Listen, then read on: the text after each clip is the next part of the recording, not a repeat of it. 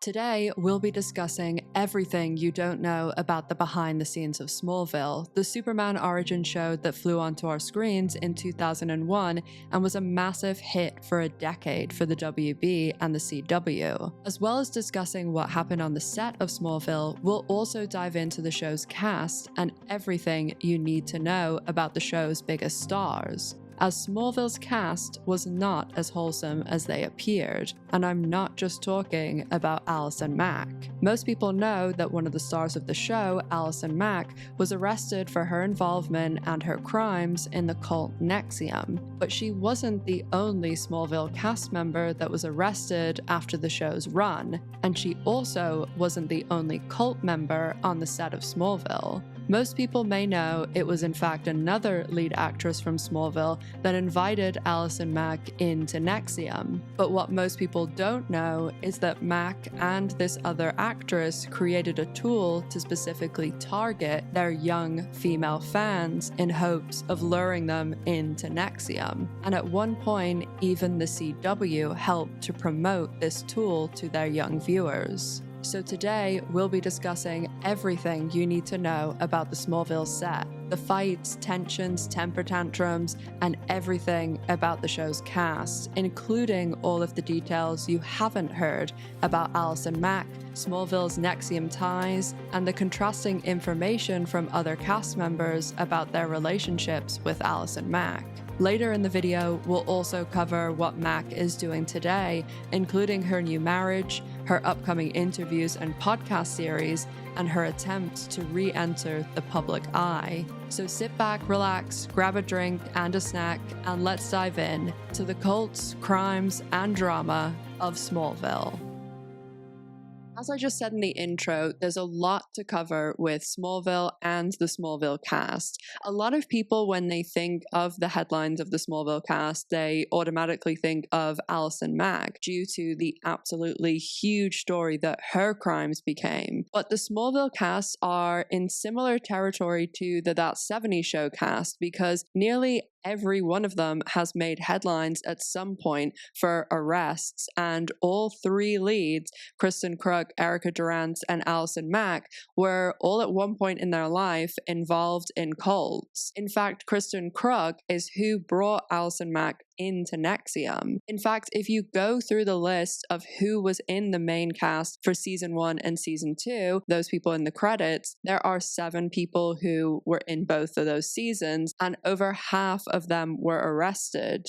With Smallville going for 10 years, half of which was on the WB and the other half was on the CW, the show had a lot of ups and downs, a lot of issues around pay, issues around on-set tensions. So we'll not only be covering the cast of the show, but also lots of stories from the set, things that happened on the show that have come out years later, and some stories from people I spoke to over the years who worked with the cast members. So in case you don't know, Smallville premiered on the WB on October 16th, 2001, and this was right in the peak of Buffy and Charmed and Angel. The show's first 5 seasons ran on the WB, and then it was one of the few shows to be a tentpole show the WB transferred onto the new network they were forming with UPN that was called the CW. And so from September 2006, Smallville aired on the CW starting with season 6. It was the biggest show at the time to transfer because Supernatural was still very new, like basically in its 2nd season when the CW started. One Tree Hill was quite big, but it wasn't close to Smallville, and a lot of the other shows that transferred, like Charmed and Seventh Heaven, that were their main well-known shows, they were actually only given one more season in hopes that they'd bring people over to this new network. And that's why the 8th season of Charmed is so weird, and season 7 seems like it should have been the end. And they even had all that stuff with budget issues and literally, figuratively, and in real life, put their main cast members, some of them, on ice because they couldn't afford to pay them anymore because they shrank the budget so much. But I have a lot more about that in my Charmed video. Smallville, right from the beginning, was a huge, huge success for the WB. As I was saying, One Tree Hill, like, they were getting around 3 million whenever they transferred to the CW, but Smallville, they were getting over 5 million, and that was halfway through their run. 5 years they'd been on the air and they were still getting those numbers. The show was so immediately successful that the showrunners Al Gock and Miles Miller were told, "We aren't giving you a blank check, but spend what you need to continue to make this show a success." Last video I spoke about The Vampire Diaries being the highest viewed pilot for the CW in 2009 with just under 5 million viewers, but when Smallville premiered on the WB, it was the biggest premiere they'd ever had and was the highest rated at 8.5 million people in 2001. They did spend a lot of money to make sure the pilot was as good as it can be, and up until Lost, that premiered 2 years after Smallville, Smallville was the most expensive pilot according to Tom Welling and Michael Rosenbaum. And speaking of Lost, actually, Evangeline Lilly used to be an extra on Smallville, and she's in like tons of different episodes before she was on Lost. And there's another wild story about her, and she's also allegedly in a cult too, but I will talk about her and Erica Durance and a kind of cool story about them later in the video. As I also said in the intro, when Smallville premiered, comic book TV shows weren't really a thing. Like, yes, there had been comic book shows before, even back to George Reeves' Superman, and there was the Adam West Batman, there was in the 90s Lois and Clark, but they were few and far between. In fact, comic book movies weren't even really a thing because Tobey Maguire's Spider-Man didn't come out till a year after Smallville, and at the time, even Marvel didn't really see the value in their characters for TV or the movies. Marvel at the time was so small, it was sharing an office with a balloon company, and they ended up selling the license to their most valuable character at the time, Spider-Man, for 8 million, which is crazy to think about how small of a number that is for what Spider-Man would be valued at today. Smallville, of course, is the story of Clark Kent before he became Superman, and the show starts with Clark Kent living with his adoptive parents, Jonathan and Martha Kent, in Smallville, Kansas, where Clark is attending Smallville High. Clark Kent himself was played by Tom Welling, the only man I've ever had a crush on, and when Welling was cast, he was very green to acting. He had only appeared in a few episodes of Judging Amy, that was pretty much all his experience, and on that set, he had to be taught what like a mark was and things like that. So when Smallville was cast, he had very little experience, which that kind of lent itself to the character. Welling famously had a no flights, no tights clause in his contract that he wouldn't don Superman's iconic suit in the show. They really did stretch this in later seasons when he was like running around in like a rip-off version of the costume and like even had the emblem on his chest and going by the blur. But like all CW shows, they start off with great promise, they putter around too long, and then they devolve into lunacy. Although, funnily enough, the one time you do see him in costume, albeit it's not the whole thing, that scene was actually written by Tom Welling, who was an executive producer by this stage. This is a spoiler alert. Jump forward like 15 seconds if you don't want to hear like a spoiler. I think it's kind of like an obvious spoiler. It's not really going to taint your viewing experience if you've never seen this show, but in case you're like super don't want to know any spoilers. But at the very end of the show, he goes up to the roof of the Daily Planet and in like the classic Superman style rips his shirt and you see the full like proper suit underneath, and that's how the show ends. But you do see the suit at other points like in the last season, and there is like a few really quick flashes of him in it, but you really do at no point see him in the entire suit, like full top to bottom, and that was kind of the point of the show. But I do think that was a good ending. The WB and CW certainly did try to get Welling in the suit, though, as even in season 1, Tom Welling has spoken about how he received a script just like any other script, and they actually had him in costume flying around. He didn't elaborate on this, and as someone who like really loved Smallville and watched it a lot, he was saying this was in season 1, so I'm assuming this would have to be like some sort of like dream sequence or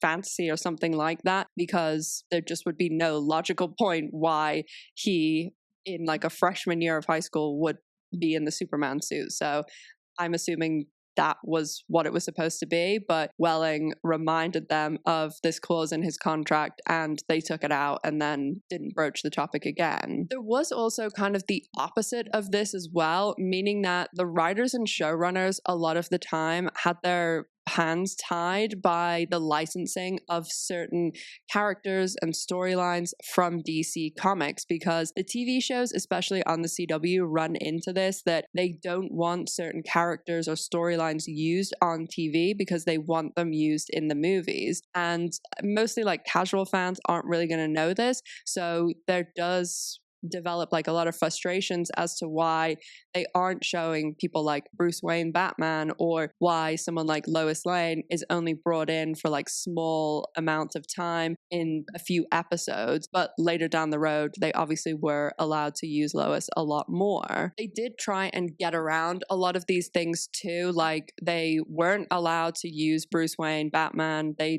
tried to use him several times, so when they kept being denied, because that was when Christopher Nolan's Dark Knight trilogy was being made, they just ended up making the Green Arrow, who was played by Justin Hartley, pretty much into the character and what they were going to do with the Bruce Wayne character in Smallville. So with Tom Welling in the leading role, the rest of the cast was rounded out by Kristen Kreuk as Lana Lang, Michael Rosenbaum as Lex Luthor, Allison Mack as Chloe Sullivan, Sam Jones III as Pete Ross, John Schneider as Jonathan Kent, and Annette O'Toole as Martha Kent. And actually, Annette O'Toole played the original Lana Lang in the Christopher Reeve Superman movies. When Christopher Reeve later guest starred in Smallville, there was actually plans to have him and Annette in a scene together, but it just didn't work out schedule-wise. Eric Johnson was also in the first season of the show as Whitney Foreman, but he was later written out of the show, just not anything to do with him, just his character had kind of ran its course, and the actor spoke about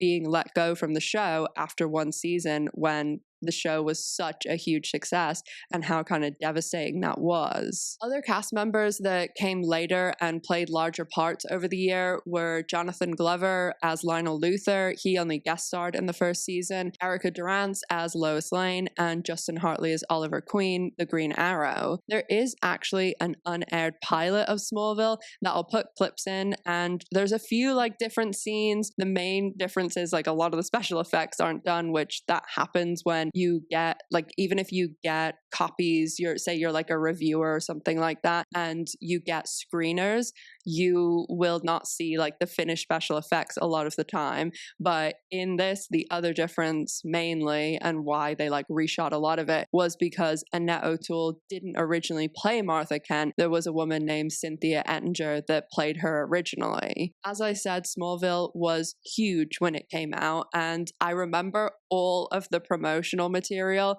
especially the ones of Tom Welling where he's in like the strung up on the cross with his shirt off and just like boxers on and the kryptonite necklace. And I mean, I felt like that was everywhere, but I also was 14 and the like exact demo market for it. And it's even crazier to think that I was 14 at the time, and Clark, Lana, Chloe, all of them in the show, Tom Welling basically, is supposed to be playing a 14-year-old. And I know the CW and WB, like that's the joke about them. Like they always have grown men and women playing teenagers, but Tom Welling and I are 10 years apart, and he certainly didn't look like anyone I was in high school with. But the pilot took a month to film and cost over $12 million, which in 2001 is absolutely insane. And as I said, it was the most expensive pilot until Lost came out, and I don't think you'd be seeing that sort of money being spent on the CW today anyway. There are a lot of differences between how these shows in the late 90s and early 2000s were made and how they're made now. Shows like Smallville, they were shot on film, and Smallville was shot on film all the way up to season 7, and it just makes the whole shooting process a lot longer. You're having to change the reels, everything like that, the whole transporting it, because Smallville was filmed in Vancouver, which started this bit of a trend of these CW superhero shows being shot in Vancouver. And so you have these big reels that you're having to actually physically transport from Vancouver to LA to then be edited there. And that whole process of all the film, everything just takes so much longer than digital. I mean, even the transporting today, you can either have it on a thumb drive or send it electronically in like a second.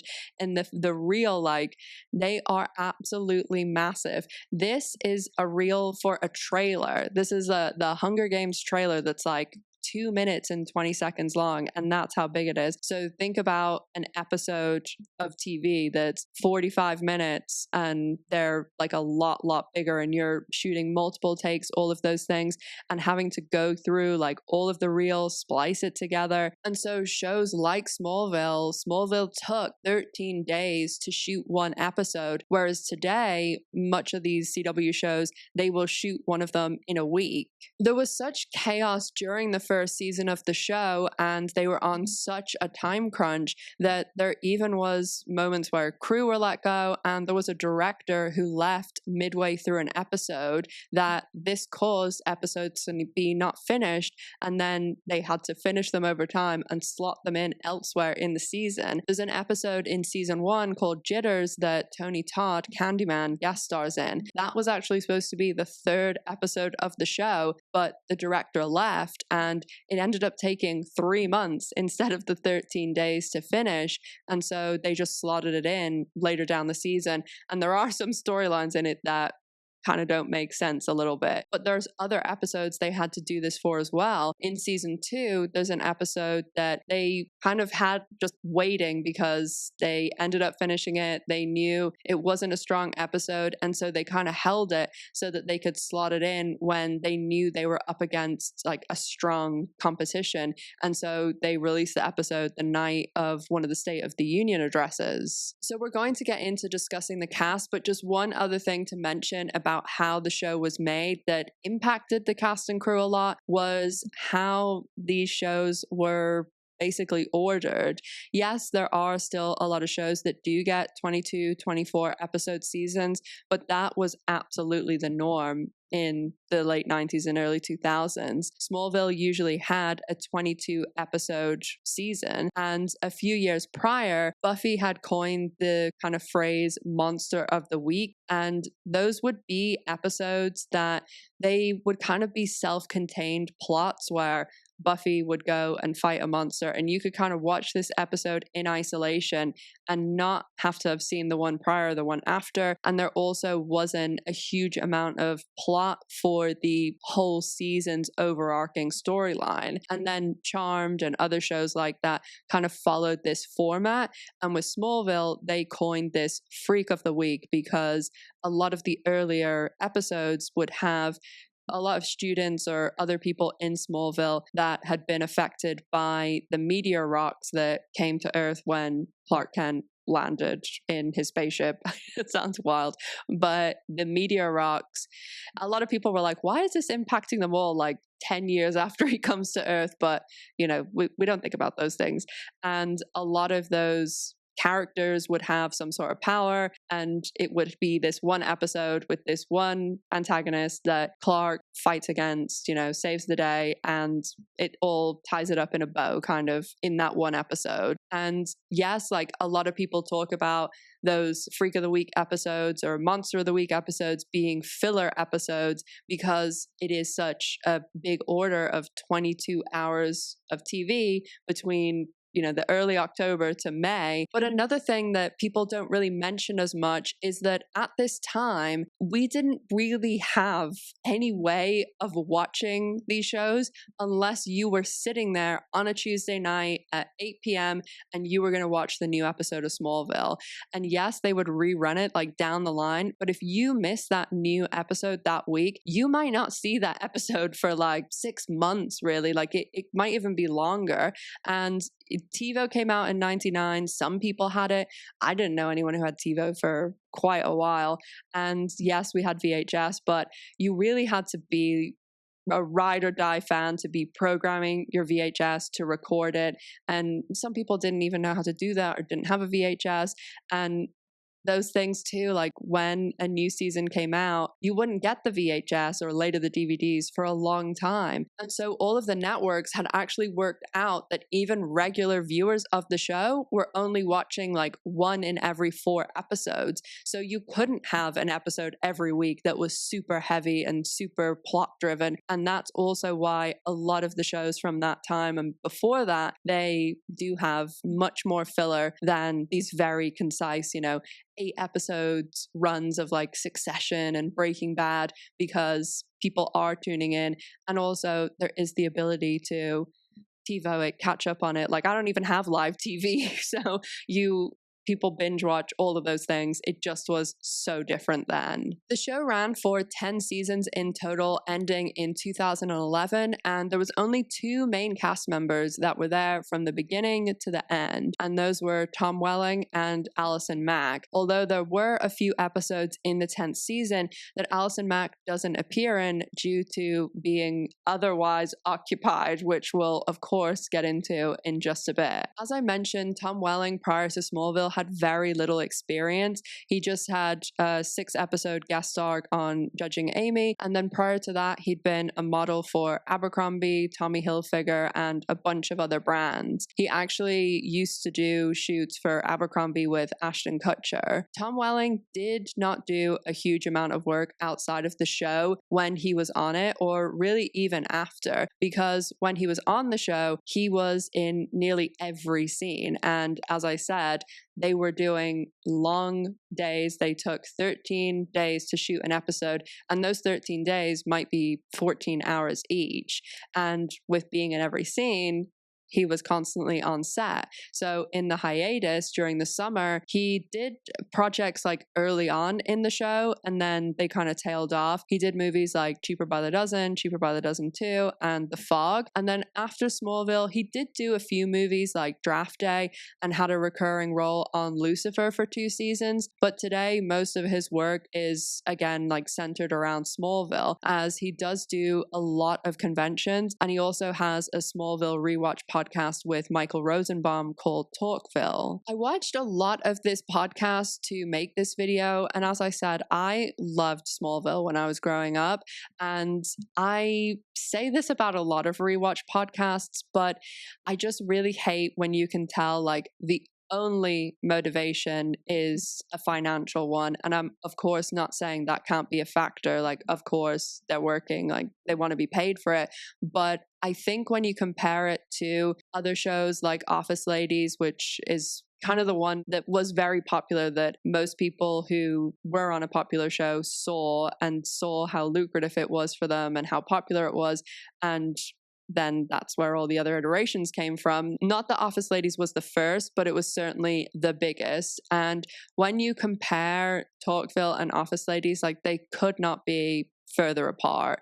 Michael Rosenbaum, actually mentioning Office Ladies, is like really good friends with James Gunn, who used to be married to Jenna Fisher, who's Pam from The Office, which I always find that so weird. But Office Ladies, like obviously the financial motivation is there too. They've talked on the show about how they wanted to do the podcast so they could make money and have it as a career, and not going and shooting a show for 14 hours a day or going and shooting on location for months, because they both had kids that they wanted to have a job they could go in and kind of go home from and not do super long days. So that financial motivation is fine. But when you listen to that show, you can tell straight away that those two women, one, love the show that they were on, love the fans, love each other, and that they put so much work into it. And I think that's why their show is so successful compared to other rewatch podcasts, and how other rewatch podcasts like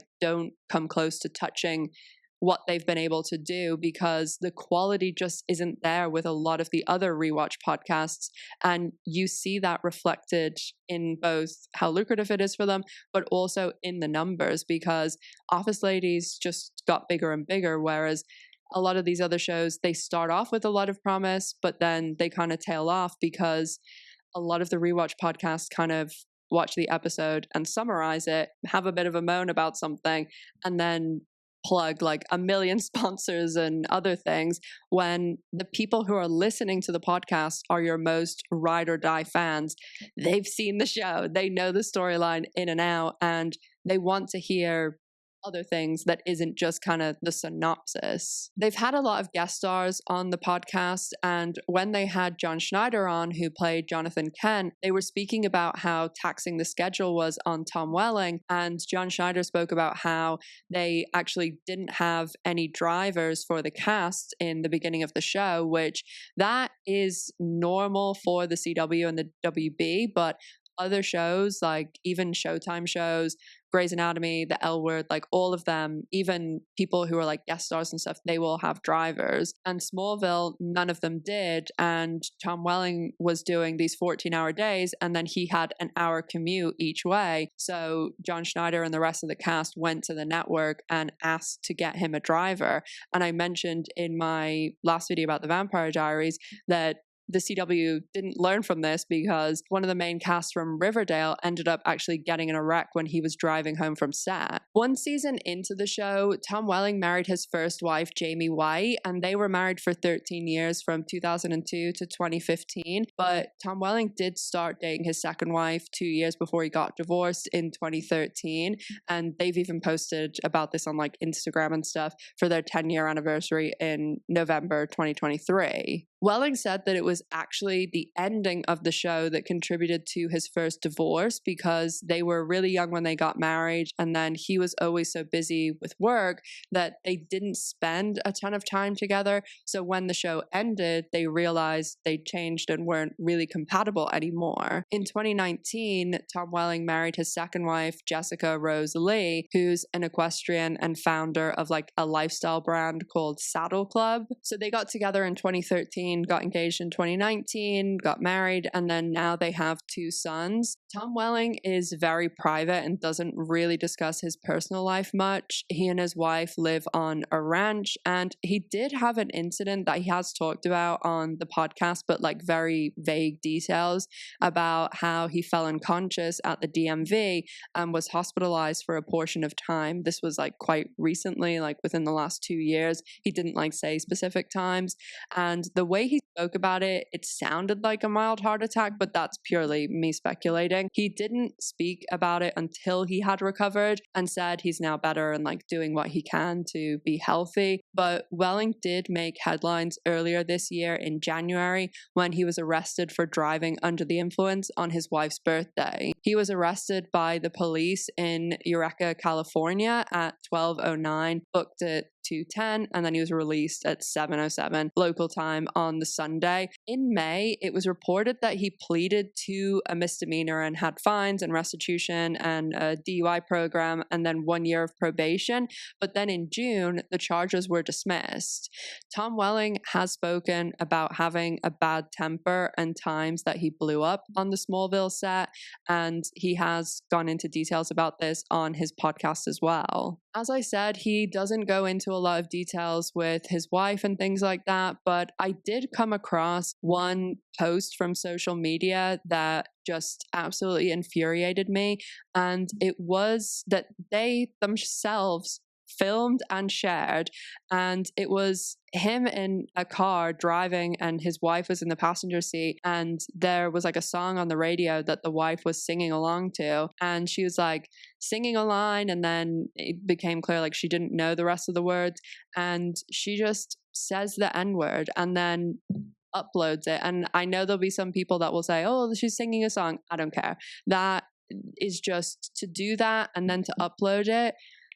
Like, I just cannot, like, I have no tolerance or patience for that whatsoever. And I know that isn't something that has been like reported a lot of places and things, but I always want to give you all of the context that I can for these videos. With Tom Welling and Allison Mack being the only cast members who remained for the entire run of the show, it was the end of season 7 where there were a lot of major changes and shakeups, and that was with the cast and behind the scenes, because not only did Michael Rosenbaum and Kristen Kreuk leave the show at the end of season 7, although Kristen Kreuk came back for like a few episodes in season 8 to like tie up her storyline, but the original showrunners Al Goch and Miles Miller left the show as well. They did all extend their original deals for one season because the CW and WB, like, they normally do contract people for most of the cast anyway for 6 seasons, and so they all fulfilled their original contracts, and then there's normally like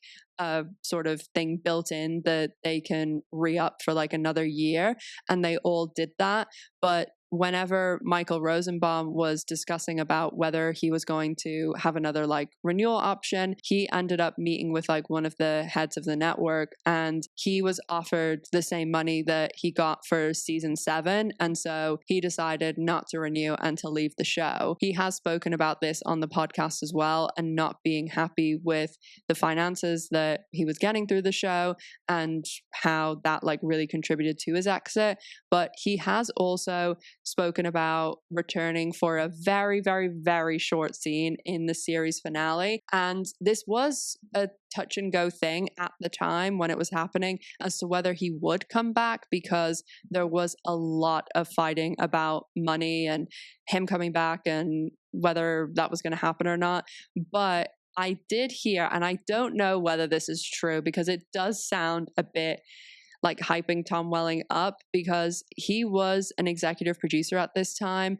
And again, like, I don't know whether this is 100% fact, but people have reported that Tom Welling, took a portion of his executive producer fee to pay some of the fee for Michael Rosenbaum to appear. But I don't know whether that's true. I think that it might be more likely that Tom Welling helped like negotiate because he was an executive producer at this stage, but it's not something completely unheard of or that wouldn't happen. And him and Michael Rosenbaum like are friends. He was an executive producer, so he was like involved with how the show was turning out, and he was making a shitload of money by the end. Well, he's making a shitload of money the whole way through. But once you get that executive producer credit, you're basically being paid twice. And executive producers, that's where the real money is. After leaving Smallville, Michael Rosenbaum has done like some voiceover work for cartoons. He did have one show on TV Land that ran for 2 seasons called Impastor, where he played the main character and was an executive producer. That ran from 2015 to 2016. And since that stage, he has done a few other bits of voiceover work, but from that point, the majority of what he's doing is Smallville Con, Smallville Rewatch podcast, and then he does also have another podcast and Patreon that started in 2018 that's called Inside of You, and he interviews mostly celebrities for that show, and his first guest on that was Tom Welling. In season 4, Erica Durance joined the show as Lois Lane. I'll be right back. Wait. Who are you? Lois. Lois Lane. This was one of Erica Durance's first roles ever, but she did actually work on Smallville in a different way prior to season 4. She used to actually cast background actors and the photo doubles and stand-ins for people like Tom Welling and Kristen Kreuk and Allison Mack prior to her being on the show. When she was cast as Lois Lane, there were a ton of restrictions around the use of the character, and that obviously affected Erica being on the show. And it was a really big deal that they even got to use Lois Lane in the first place, as they originally denied that they would be able to use the character for the first several seasons.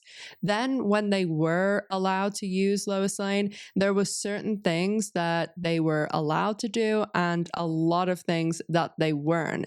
They didn't want the Lois and Clark characters, they weren't allowed to do any sort of romantic entanglements, and there were even restrictions around their physical touching. They weren't allowed to kiss or anything like that. There are a few episodes where things would happen, like Clark would be affected by red kryptonite, which removes his inhibitions and causes like reckless behavior, and they'd have Clark like hook up with people he usually wouldn't, or there'd be things like dream sequences in the show, or people would be possessed. And so the DC Comics people foresaw stuff like this and even put in like, you can't have some sort of dream sequence where Clark and Lois hook up. Like, they are not allowed to be in any way romantic together. And obviously the majority of people watching the show knew that Clark and Lois are going to end up together. So I think in a way that kind of helped with like the fan excitement, because you knew it was coming, but they held it back for a long time. There's even episodes where it kind of looks a bit weird because they were so strict on stuff like the physical contact. And there's like an episode in, I think it's in season 4, where one of like Clark's girlfriends, like not like a serious one, Alicia, passes away, and Lois like doesn't hug him when you would think any other character would. It's why if you see like videos or compilations for Clark and Lois, there is a majority of the stuff that is just like longing looks, or like there's this really famous dunk tank scene, which I'll talk about in a minute because of Allison Mack, but it's like Lois running up and like ruffling Clark's hair, because in the beginning that's kind of all they had. I think Erica Durance is a fantastic Lois Lane. She probably is my favorite Lois Lane, which maybe that's strong words and crazy to say, but I just loved how she played the character. And even though when they got Lois Lane on the show, they had all these restrictions with like romantic relationships and all the other ones, they were just really happy to have Lois Lane on Smallville, because in the very beginning when they were coming up with the show and like the concept, the creators were actually told, you will never get Lois Lane on your WB show. So even though they were only allowed to use her for a few episodes in the beginning, they were just happy they got the clearance. The way they were able to bring Lois into the show while Clark was still in high school and in Smallville and not in Metropolis at the Daily Planet is through the character of Chloe, played by Allison Mack. And they actually completely invented Chloe for the Smallville show. She's an original character to the show. We're going to put a very large pin in Allison Mack, as clearly there is a lot to cover there. I mean, not just that she's just got out of prison for her cult, but she also just got married. So we'll get back to her in just a second. But the character of Chloe, they made it canon from pretty early on in the show that Lois Lane was Chloe's cousin. And this was mentioned like at random times throughout the show to kind of keep it in the back of people's minds. So a light Smallville spoiler, at the very end of season 3, they pretend to kill off the character of Chloe. And that's kind of like the cliffhanger of the end of the season. And in season 4, when they pick up, they really wanted people to believe Allison Mack and Chloe were gone from the show. They even removed Allison Mack from the credits. And the show's creators thought this would be like a really good opportunity to bring Lois in. And again, they were told no originally, but they did eventually get the okay, and they got the okay for 4 episodes only. And with them allowing Lois to be used pretty last minute, that meant that they only cast Erica Durance 3 days before they filmed the episode. They managed to get this bumped from 4 episodes to 13, and it remained 13 through a lot of the remaining seasons. It's really only the last 2 seasons that Erica Durance is in more than 13. Season 4, 5, and 6, she did 13. She did 12 in season 7 and 8. And then in season 9, she did 18. And only in the 10th and final season did she finally be allowed to appear in every episode of the 22 episodes. But the only reason they were really allowed to continue keeping her is because they liked Erica Durance's performance so much as Lois Lane, and even the people at like the network in DC really thought she did a great job, and that's how they got around the restraints pretty much. As I said, it's pretty crazy that Erica was cast on the show, given that she was doing casting for the show, and also the fact that I mentioned Evangeline Lilly earlier.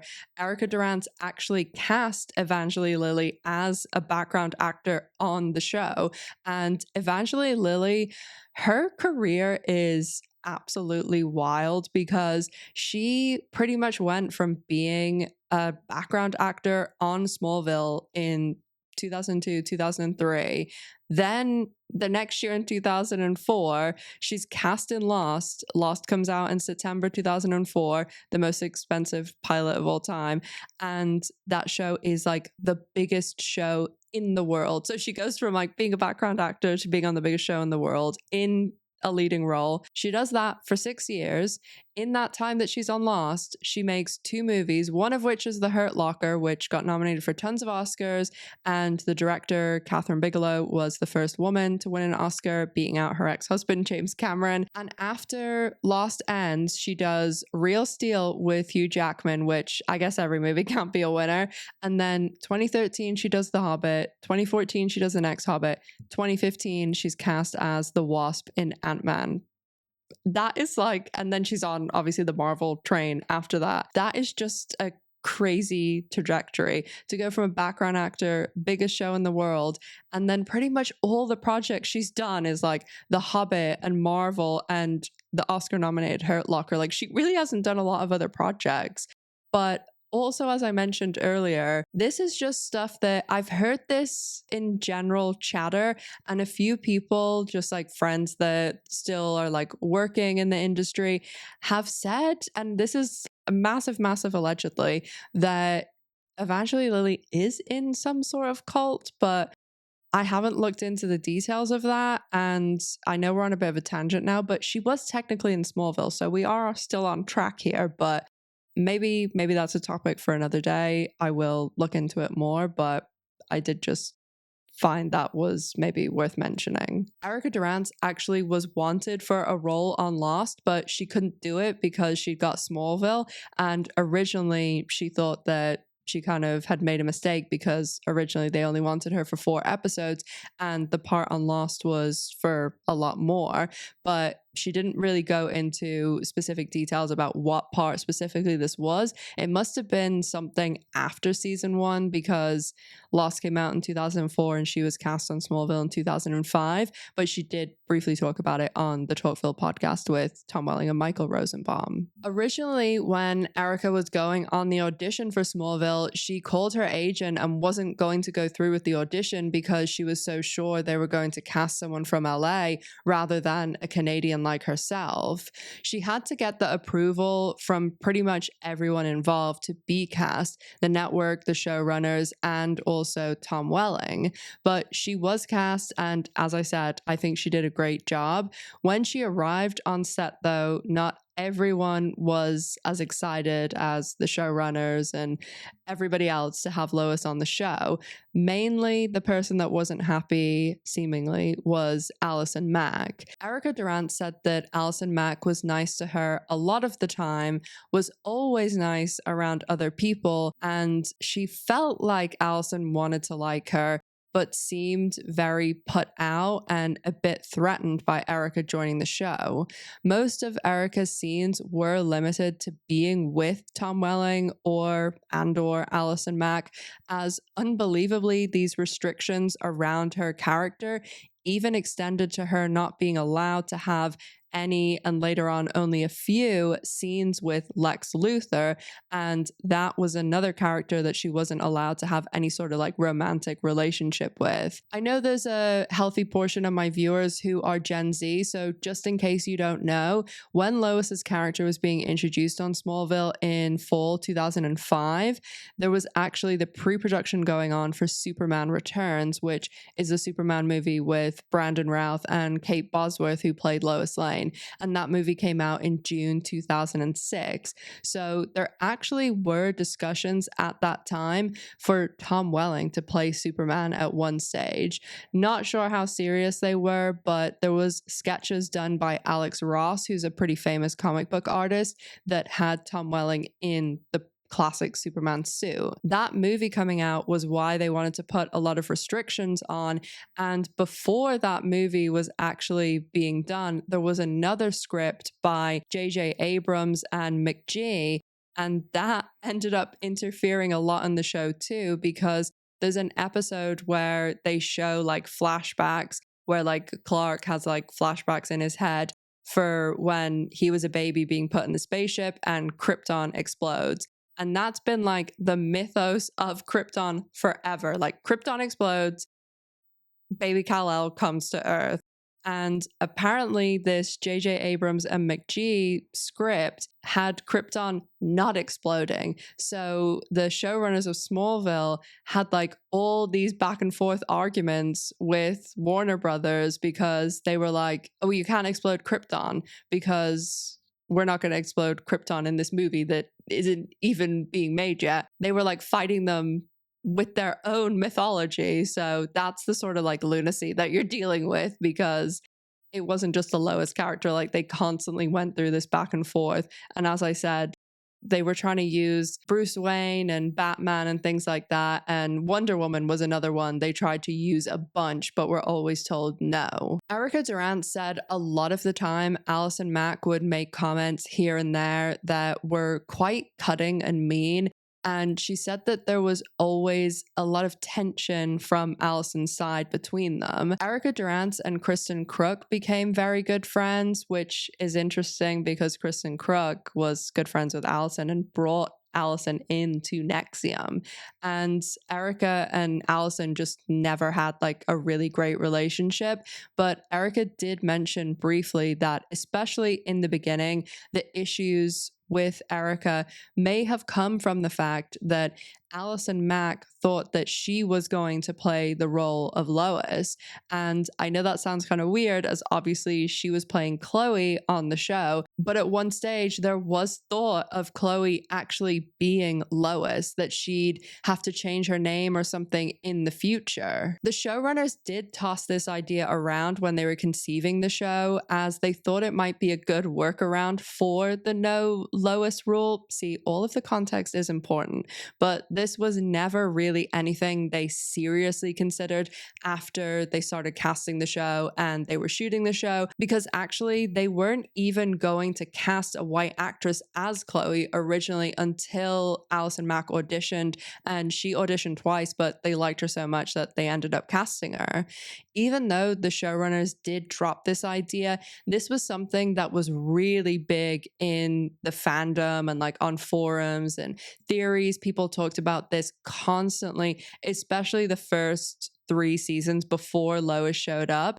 And when Smallville was airing and a few years after it, Allison Mack was the only main cast member really who did conventions. She did most of the press and she did tons of fan stuff. She posted like a lot of YouTube and social media, all very, obviously primitive then, all the website stuff. Her character even had like a web series, the Chloe Chronicles. She was like the face of Smallville with promotion and everything like that. Like nobody else really did a lot of promotion.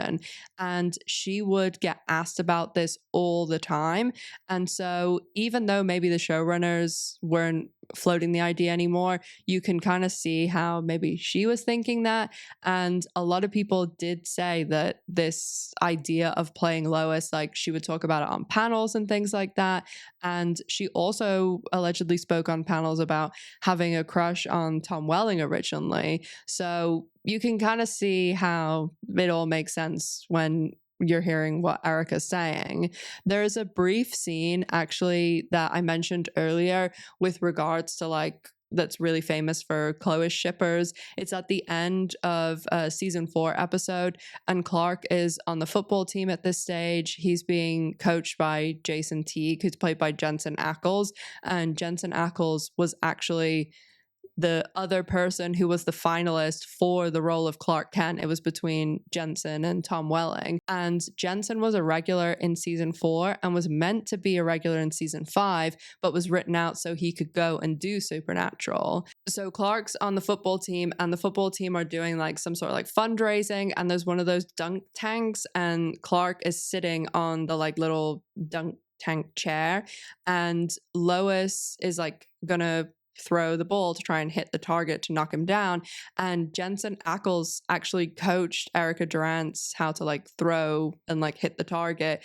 And she got it on her first try in filming, which is crazy. But there's this little scene where Lois throws it, she hits the target, and Clark falls in the dunk tank. And there's no audio, or well, there's music, there's no like dialogue or anything, and it's like slowed down a little bit, and it's just kind of Lois and Clark looking at each other, and Lois like runs over and like ruffles his hair because it's like all wet from the dunk tank, and it's cutting back between Clark, Lois, Chloe, and I mean, it's just obvious how Chloe's feeling in the scene, like the jealousy and things like that. And maybe there was some drawing of real life going on in that scene. Of course, the question everyone wants to know when it comes to Erica Durance and Allison Mack is, did Allison Mack try and recruit Erica Durance to NXIVM? And the answer is yes. Yes, she did. She tried to recruit her into NXIVM, and Erica Durance politely declined because it reminded Erica a lot of what she experienced growing up, as she was in a very, very religious group that was extremely religiously conservative. Erica hasn't actually named the group that her family was part of when she was growing up, but it's very culty. And she did mention things like her family as a unit, when she was like a small child, would go and do like janitorial work and stuff like that. So it definitely, a lot of the stuff she says, it's on those kind of lines. But due to this group religion, she actually ended up getting married at 18 to a man named Wesley Parker, who I can find practically no information on. I think there is a baseball player by this name, but it definitely isn't him from everything I can work out, just in case people think that's who it is.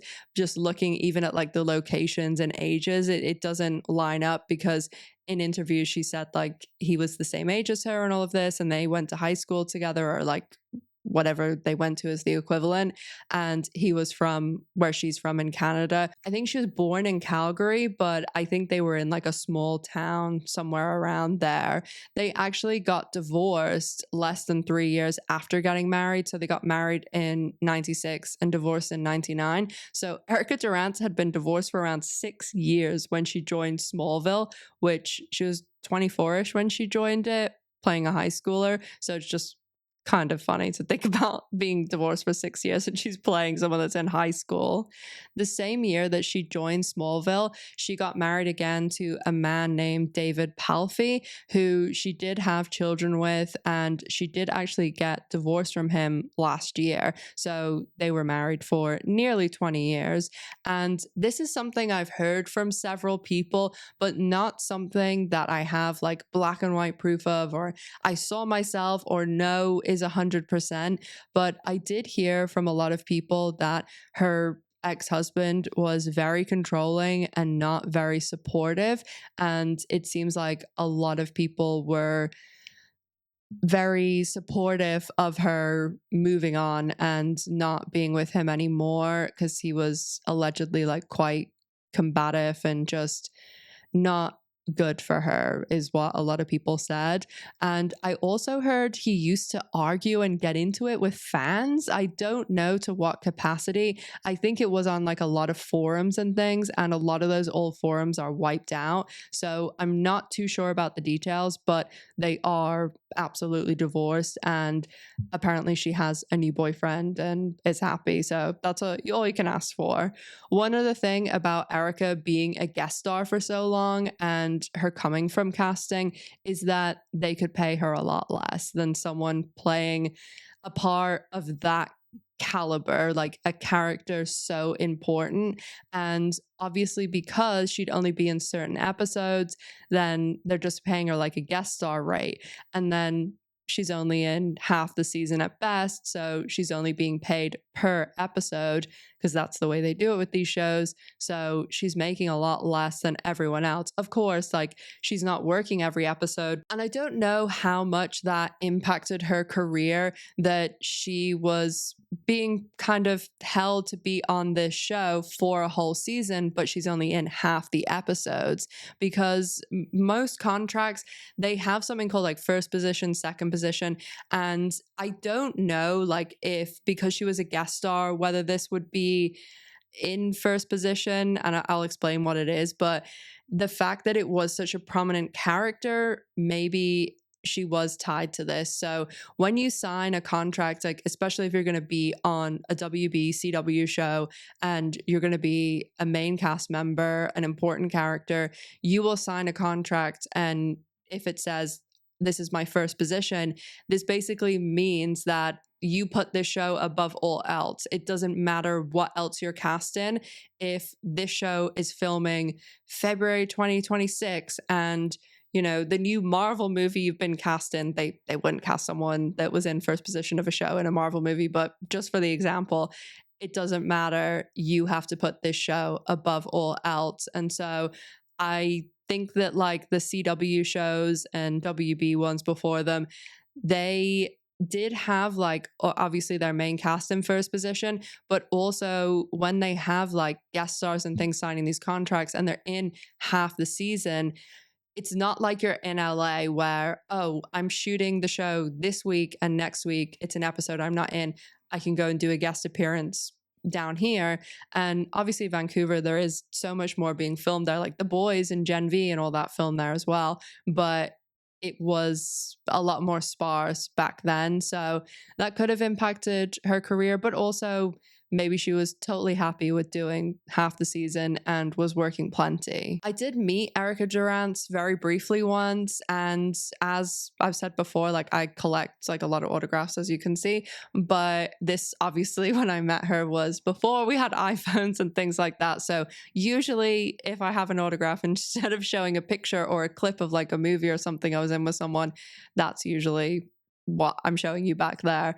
But I will say she was incredibly nice, one of like the nicest celebrities that I've met, and I have never heard a bad word about this woman. So I think that she's come across very well from what I've heard anyway. And she's also been like very open and honest about a lot of difficult things like postpartum and depression. She also is a good actress, in my opinion. And I really love that she seems to love a lot of the work she's done. She seems to love and appreciate the shows she's on and the fans, and I'll always respect something like that. Before I move on to Allison Mack, I just very briefly want to touch on two other arrests that I haven't mentioned. Sam Jones III, who played Pete Ross on the show, and John Schneider, who played Clark's dad, Jonathan Kent. Sam Jones III was on the show as Pete Ross from season 1 through 3, so he ended up being written out of the show at the end of 2004, and he did come back for one episode in season 7 in 2008, and this episode is probably the most egregious product placement I've ever seen the CW do. And I'm going to tell you, it was Strident gum, and I haven't seen that episode since 2008, and I'm not going to look it up, but if I'm showing you a clip of Strident gum, that's how embedded in my mind it was, because It was just an hour ad. It wasn't an episode of TV. Sam Jones III is probably quite a familiar face to a lot of millennials. He was in movies like Glory Road and on shows like Seventh Heaven, Bones, Saved by the Bell, The New Class. And he also had a recurring role on ER, love ER, from his time after Smallville. He was on ER from 2005 to 2009. From 2010 on, he hasn't really done much acting because he made headlines for a lot of other reasons. In 2010, Vivid Entertainment released a sex tape of him and Carissa Shannon, who was his model girlfriend at the time. Originally, Jones and Shannon tried to block the release of this, but then they struck a deal with Vivid Entertainment and the tape ended up being released. That same year, in 2010, Jones was arrested for possession of illegal substances with intent to distribute, and the substance was 10,000 oxycodone pills. He was arrested as part of a DEA sting operation, and 10,000 oxy in 2010, yes, they were a lot cheaper than today because of like all the prescription restrictions now. But even in 2010, that's like 150,000 worth of pills easy. Jones was convicted in December 2010, and in June 2011, he was sentenced to 1 year and 1 day in prison and 3 years of probation. He served a sentence starting in December 2011 and was released in October 2012 after serving 10 months.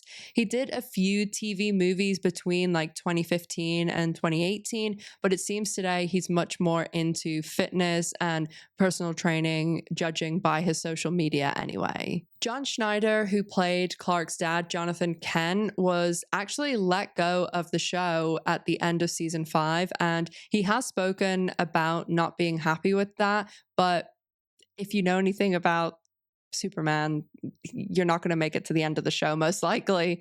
But he had a jail sentence which was much shorter than Sam Jones. And Schneider was, of course, very well known before Smallville. He was probably the most well known because he starred in Dukes of Hazzard. He is quite controversial and has said some very unhinged things, especially on Twitter, and even deleted a tweet where he called for some very abhorrent, violent things to happen to Joe Biden.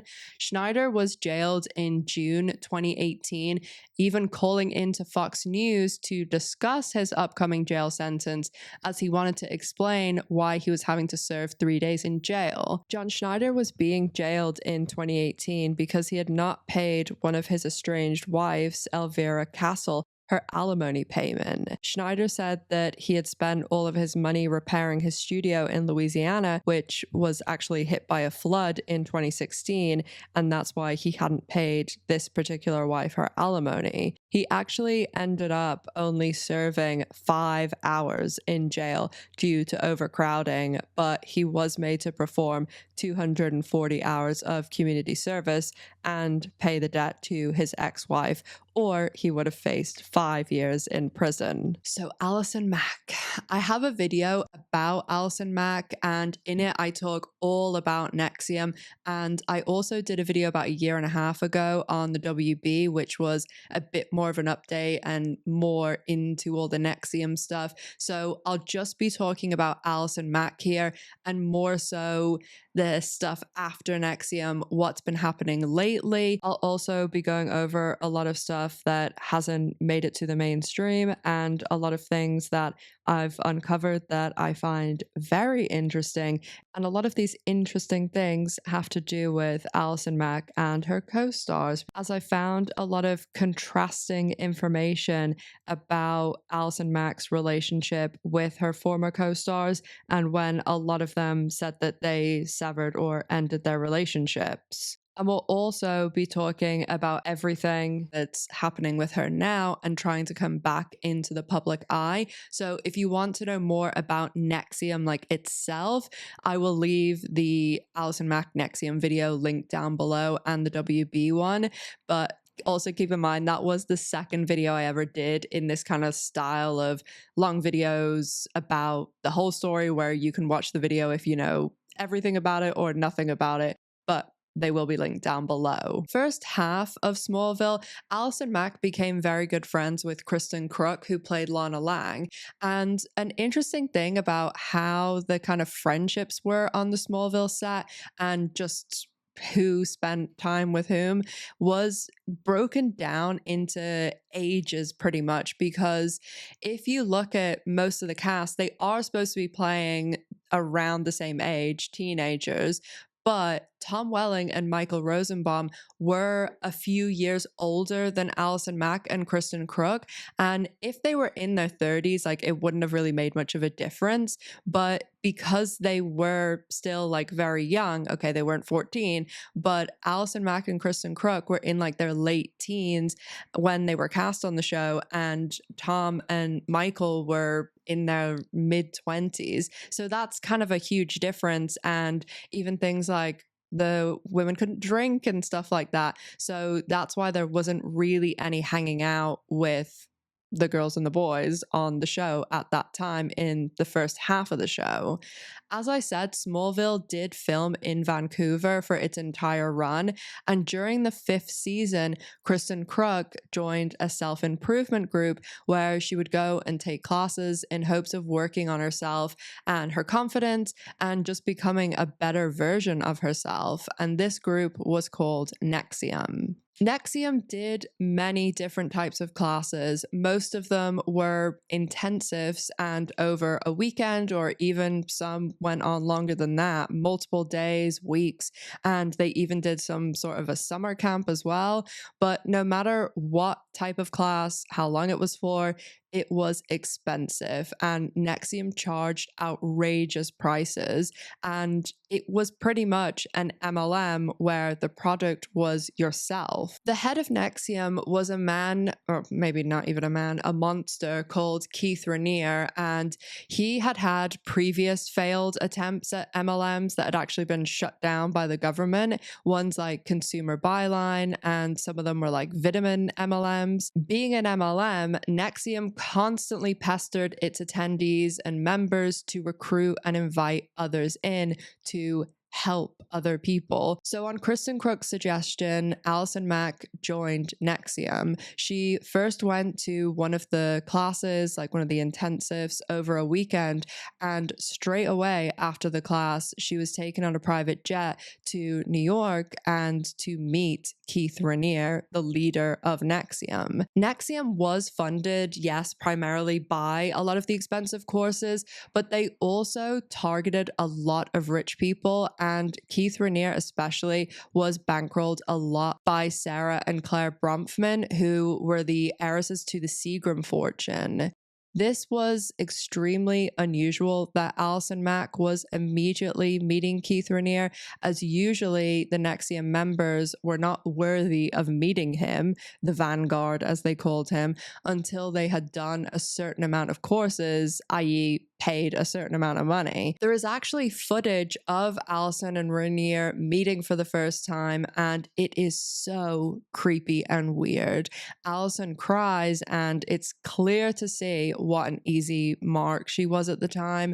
I'm not like making excuses for her or anything like that, but just looking at the whole picture, most people watching probably are aware NXIVM was this self-improvement MLM type thing, but there was a much deeper and darker level.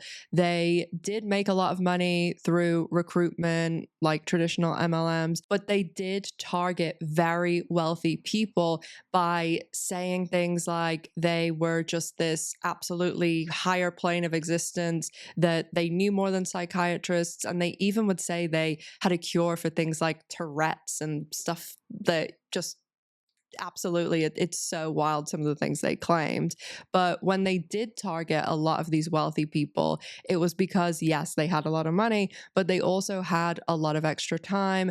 Most of them, especially famous actresses, would have a lot of pull and just a lot of sway and influence, because again, like, a lot of this is pre social media, or we had very primitive social media at this stage. They would even have people that were wealthy that weren't Seagram's level or famous actress level, people like Sarah Edmondson, who she is one of the former NXIVM members that has spoken out, and she was like very instrumental in the New York Times piece that kind of broke the NXIVM story into like the general public. She's actually from like a very wealthy family. Her dad is a baron, and not only did they seek out influential and wealthy people, they got their already influential and wealthy people to go and bring in others like Kristen did to Allison. And you can see the kind of remnants of this and how much that they were kind of pressing their members to do this, because if you go to Allison's Twitter, which is wild that it is still up to this day, I just looked at it an hour ago, there are tweets from Allison to Emma Watson and Kelly Clarkson saying that she has this women's group that she'd love to tell them about. In between the tweets of Allison Mack trying to recruit Emma Watson and Kelly Clarkson, there are tweets of her doing throwback Thursdays about Smallville and talking about, when she directed and other things to do with Smallville. And again, these are in 2016, 2017. And she really, from everything I've heard and saw, she really was someone who seemed to love the show that she was on. But unfortunately, NXIVM wasn't just self-improvement. It wasn't just some sort of women's empowerment, which is what Allison Mack used to say when she would try and recruit these female celebrities, because there was a lot more going on behind the scenes at NXIVM. Hi guys, Editing Ash here. I just wanted to jump in to tell you about something pretty wild that I found, and it does kind of relate to all of this tweets and trying to rope everyone possible in, especially good-looking young women. And there was this survey that Allison Mack and Kristen Kreuk, they claim that they wrote this and made this, and they called it The Survey, which is very similar to how NXIVM names a lot of their stuff. They'll call it The Source, the whatever. And they ended up doing this survey, and it was when they were both on Smallville, when they were both in NXIVM, and they decided the survey was going to be targeted towards college-age women. And at the time, they were also doing a lot of other things to target young women who would be in their fan groups. And they would do things like these a cappella groups, but they were all through NXIVM. There's even videos of them on stage at an a cappella group where they've like invited fans and people like that, and there's a banner behind their head with a quote from Keith Raniere on it and even his name. And they would do lots of other promotional things because Kristen Kreuk was in NXIVM for 8 years. So they constantly had Allison Mack and Kristen Kreuk doing all these promotional things. And this survey that they did was around in 2006, 7, and 8.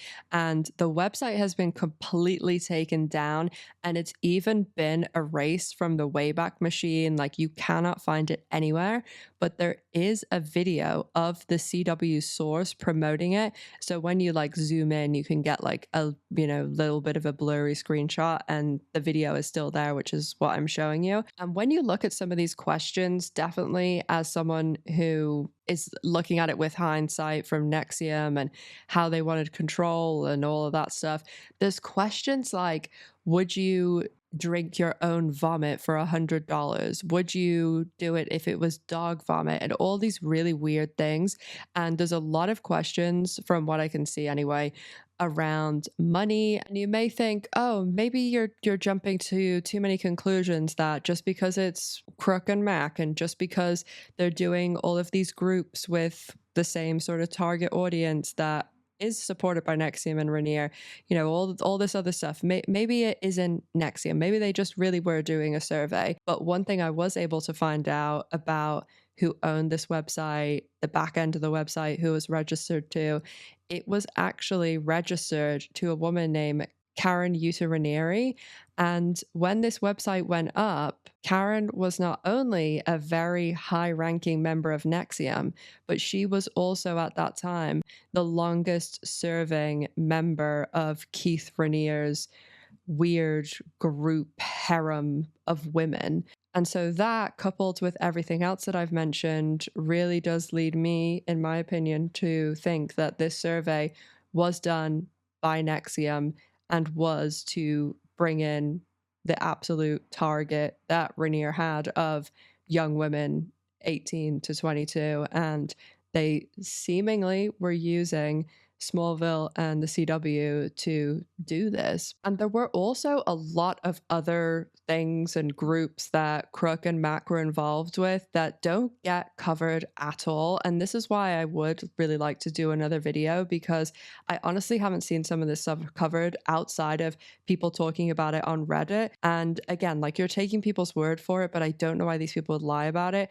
There were newsletters and other groups online, and it all targeted Smallville fans, young female Smallville fans.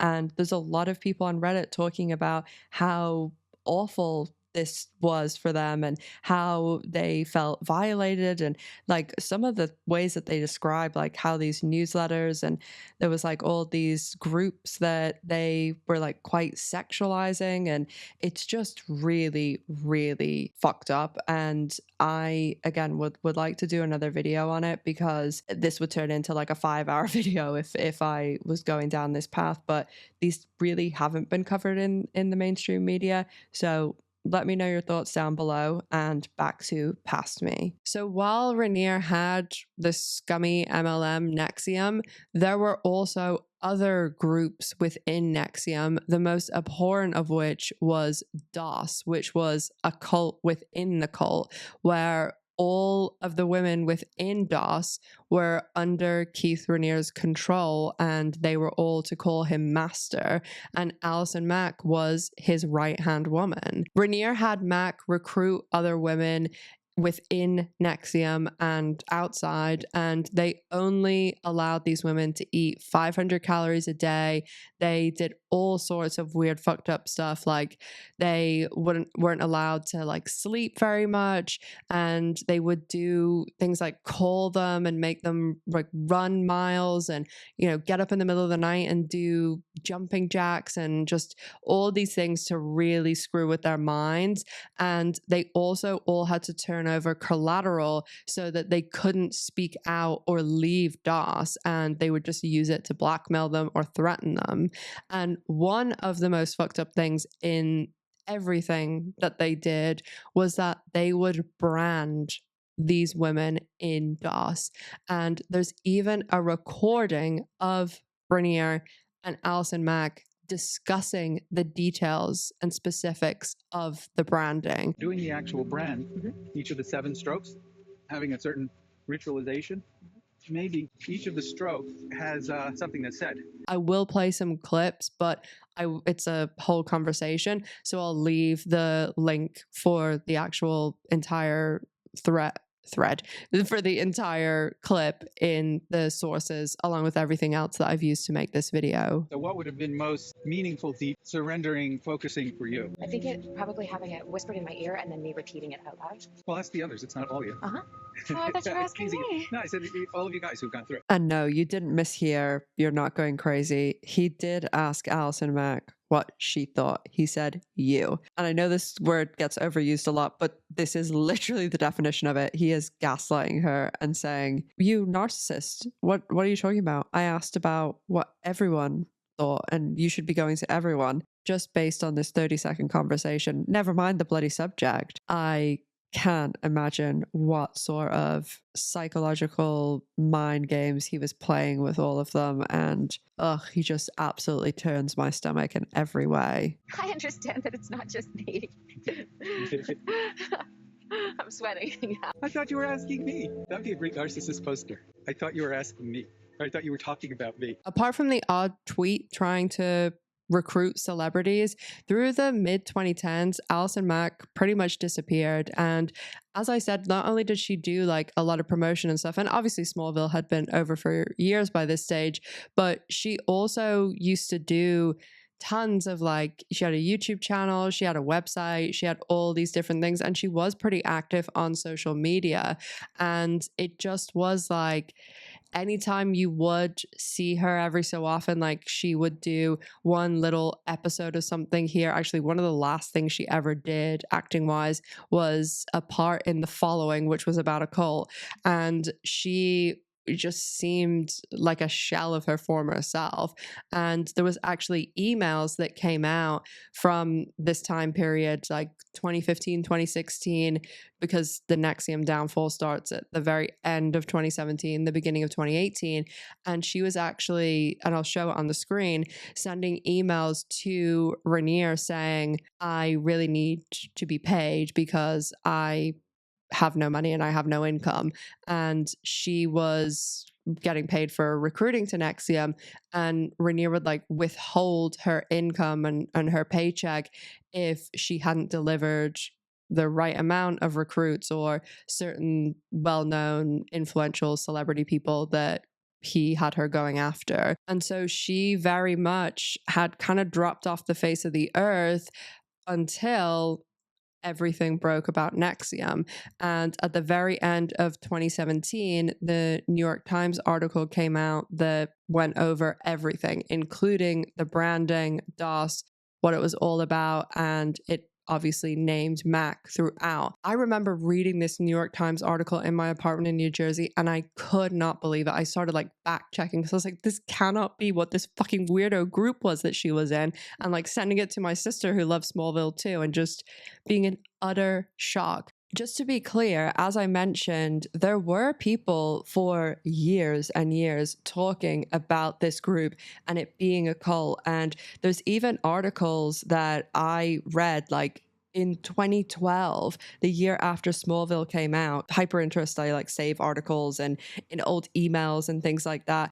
And there's an article that I'll show on the screen that literally, it is from 2012, and it is talking about NXIVM being a cult, Reenter, like everything that all the investigations hit on is being mentioned in this article. And of course, it doesn't know anything about DOS, but it does go into details about Reenter having all these women around him and how it just came across as super weird, whatever type of relationship they were having, and talking about the women being brainwashed and him doing all of these awful things. It's just crazy that so much of the time there is the information out there. There are people ringing the alarm bells, be it in YouTube videos or in newspapers, magazines, websites that aren't as widely read as the New York Times.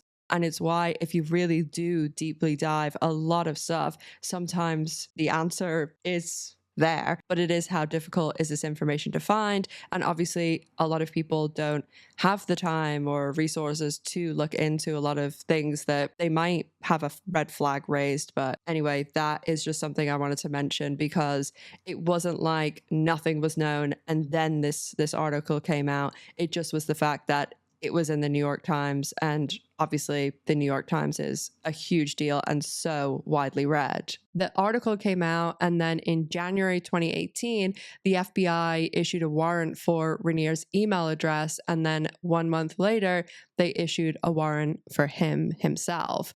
And he decided he was going to go on the run, and he only lasted 1 month. He went to Mexico, and he claimed he was the smartest man alive, that he could control the weather, and he had access to millions through the Bronfmans and NXIVM and all the money he'd taken off other people. And with all of those resources, he got caught because his inner circle could not stay the fuck off Instagram. Nikki Klein, who is an actress who was known for Battlestar Galactica and who was actually married to Allison Mack at this time. Allegedly, it was for a green card, but they were married.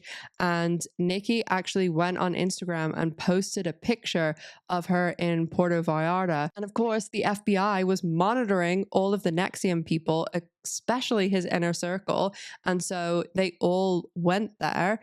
And the reason that they were in the town, and the reason that they were able to find specifically where he was, is because someone recognized Allison Mack from Smallville. Cuenta de esta Allison Mack, que la reconocemos por la serie de Smallville, ¿no? They ended up finding Reenter hiding in a closet in a luxury $10,000 a night villa. Let's go in the car. We're gonna follow them. Lauren's coming. When they arrested Reenter, Allison Mack, her wife at the time, Nikki Klein, and the other NXIVM higher-ups that were there with Reenter weren't arrested then, but 2 months later, they came calling. By July 2018, Mack and all of the other higher-ups for NXIVM were arrested, and not too long after Mack's arrest, she turned on Reenter, and people familiar with the situation have said that she kind of snapped back into reality. Allison Mack did turn over an enormous amount of evidence and provided testimony that was very crucial in convicting Reenter. In January 2019, she pleaded guilty to racketeering and racketeering conspiracy and admitted state law extortion and forced labor. Due to COVID, she wasn't actually sentenced until 2021, and by this stage, she was living with her parents again as she'd lost her entire fortune to Reenter and NXIVM. A few days prior to her sentence, Mack released a statement in which she said, NXIVM was the biggest mistake and the greatest regret of her life, and she expressed remorse in regards to the victims of NXIVM. On June 30th, 2021, Mack was sentenced to 3 years in prison and 3 years of probation with 1,000 hours of community service and a $20,000 fine. On September 13th, 2021, Mack reported to the Federal Correctional Institution in Dublin, California, to begin her prison sentence. She was released early on July 3rd, 2023, after serving 1 year, 9 months, and 20 days of her 3-year sentence. So Mack has been out of prison a little over 2 years, and she got engaged and married after leaving prison. But the bigger news is that she is appearing in a podcast interview that will be coming out on November 10th. A lot of places have been reporting that she is launching a podcast, but that's not true. CBC, which is like the Canadian Broadcasting Company, are doing a series about NXIVM, and they have done a NXIVM series themselves before, but this is a limited series called Allison After NXIVM. And I've been haunted by how much her story blurs the lines between victim and perpetrator. How do you feel about intimacy? Elicit their discomfort around that and be like, okay, so I have an assignment that's going to push you through that. You're going to seduce somebody, like you're going to seduce Keith. Of course, people are not happy about this, justifiably so. Lots of negative comments and people saying they don't want to hear from her and they don't want her to have a platform. The series has spoken also to people who know Allison Mack, who knew her before NXIVM, and other NXIVM members who haven't spoken publicly before.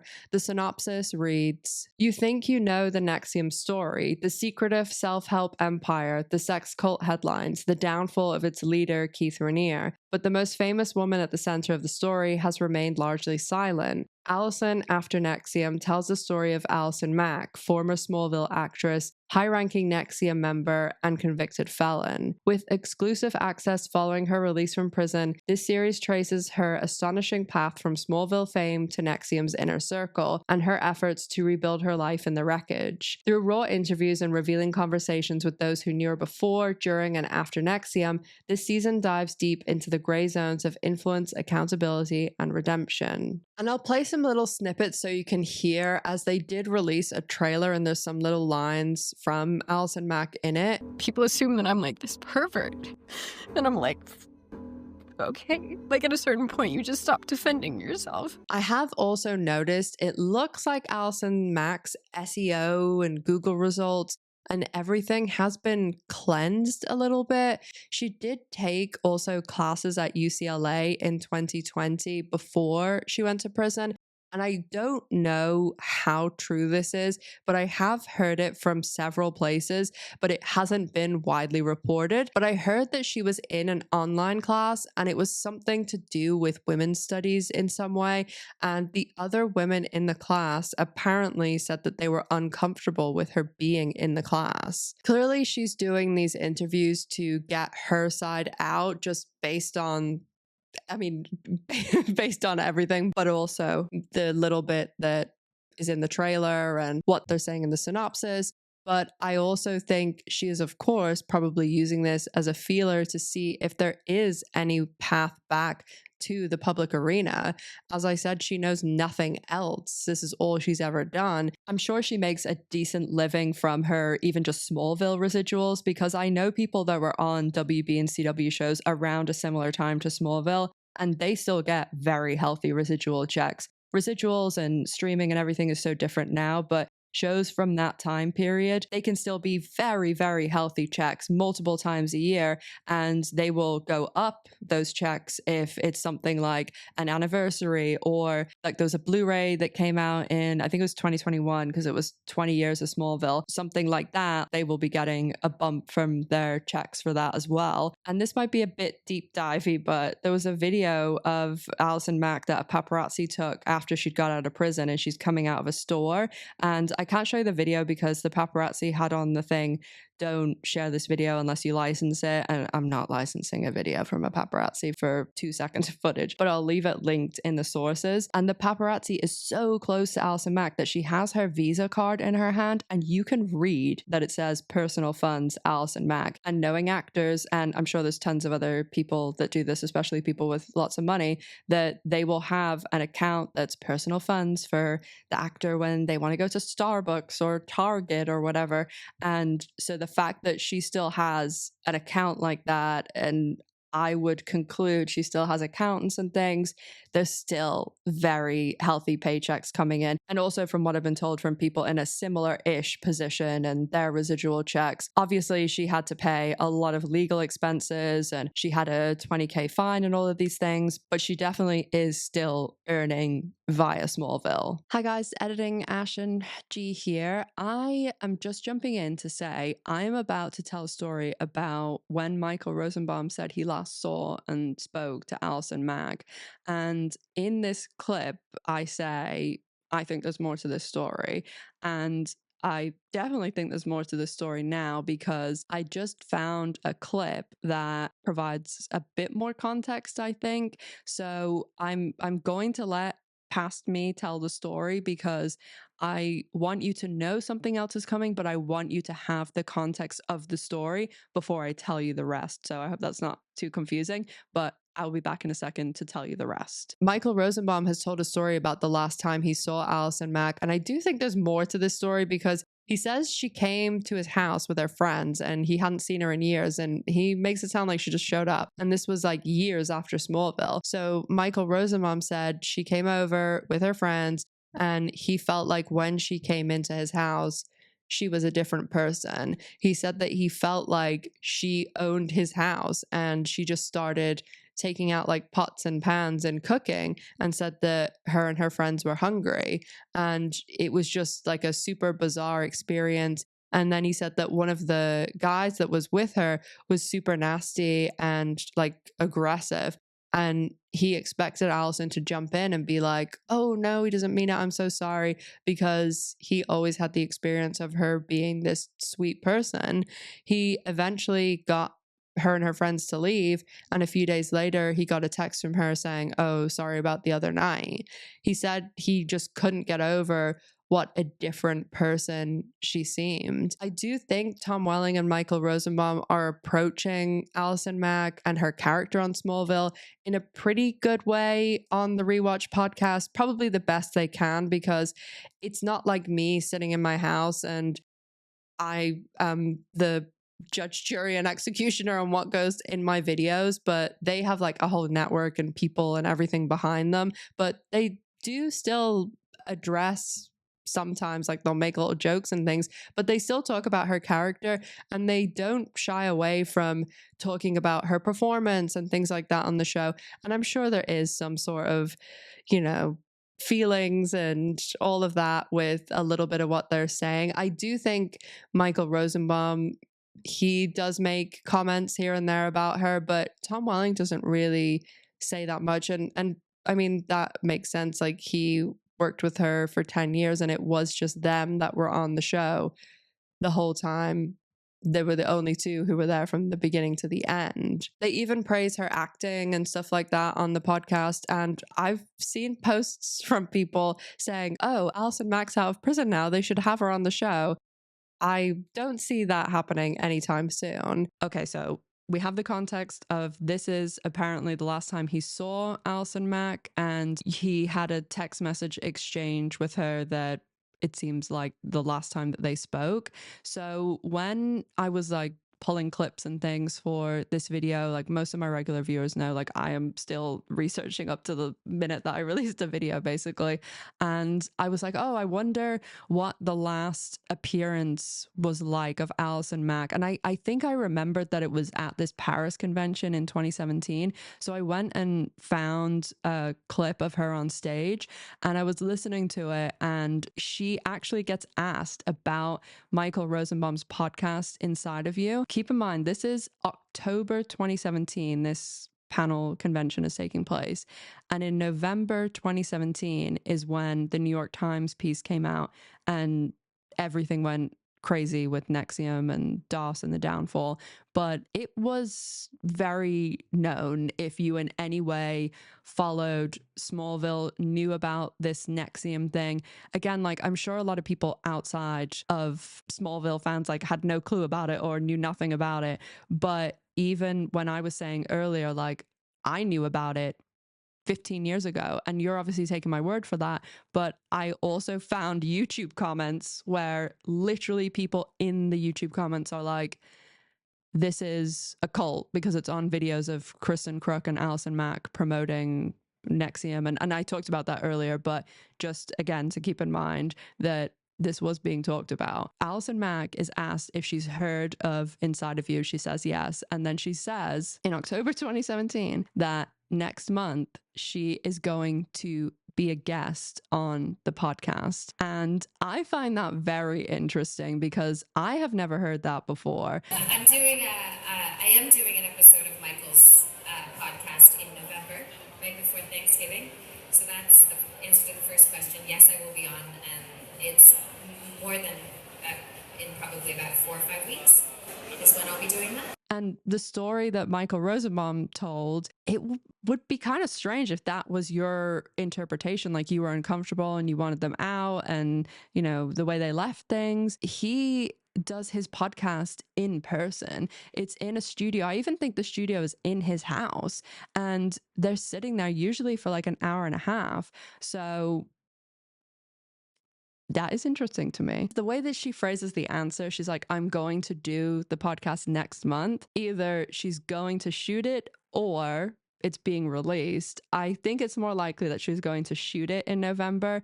But oh my God, how interesting if there was some like lost Allison Mack interview with Michael Rosenbaum out there. Again, I don't think that's the case, but these celebrities do usually shoot things really, really far in advance whenever they have, especially like podcasts. A lot of them, I know Talkville, they batch film too, but it's not like I'm literally sitting in my house on Monday, the 3rd of November, even though I said earlier, I'm trying to release this yesterday. This is going to come out today. They don't do it that way. They have editors and producers and all these people. So they will shoot something. And if they shot it in November, it might not come out till like January or February. I mean, I just found it interesting anyway that they were going to have this episode.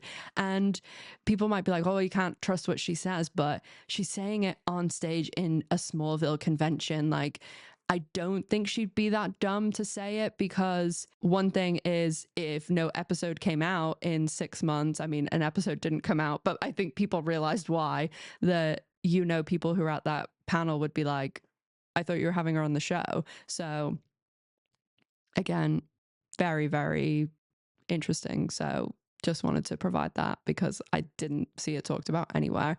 Let me know your thoughts. And back to Past Me. It just still blows my mind that someone can have a career and things that people dream about. I do think her level fame and success is one of like the perfect scenarios because she was famous, well known. She got paid extremely well. You know, she's on a beloved show that she could have done conventions and rewatch podcasts and directed on the CW, guest starred on the CW, all of that. But it wasn't like she was being paparazzied and hunted down in the street. I mean, now, yes, but she had that perfect, I mean, nothing's perfect, but you know what I mean? From the outside, it looks like a desirable level of fame. It's not Jennifer Aniston level, but not only did she just throw it all away, but she went and did these awful, horrendous things and hurt so many people. And not only did she throw it all away, she went on to do horrendous things and harm so many people. I have some really fun videos planned for the rest of this month, November and December, covering some fun shows, maybe even some strange things for the end of this month. If you want to see Baby G, Queen G, in her Halloween costume yesterday, or her Halloween bandanas, or her Halloween sweater, then I'll leave her and my Instagram below because she has really outdone herself this year. Let me know all of your thoughts on Smallville, Allison Mack, this podcast that's coming out, and if you want me to cover it. If you made it to the end, thank you so much for watching. Leave MVP below so I can thank you. I've left, as I said, my social media, my Patreon, G's social media, and everything else with the sources in the pinned comment and description box. G and I will be back very soon with another video. Thank you so much for watching. And as always, make sure to stay safe, take care of yourselves, and I hope to see you in the next one. Bye, guys.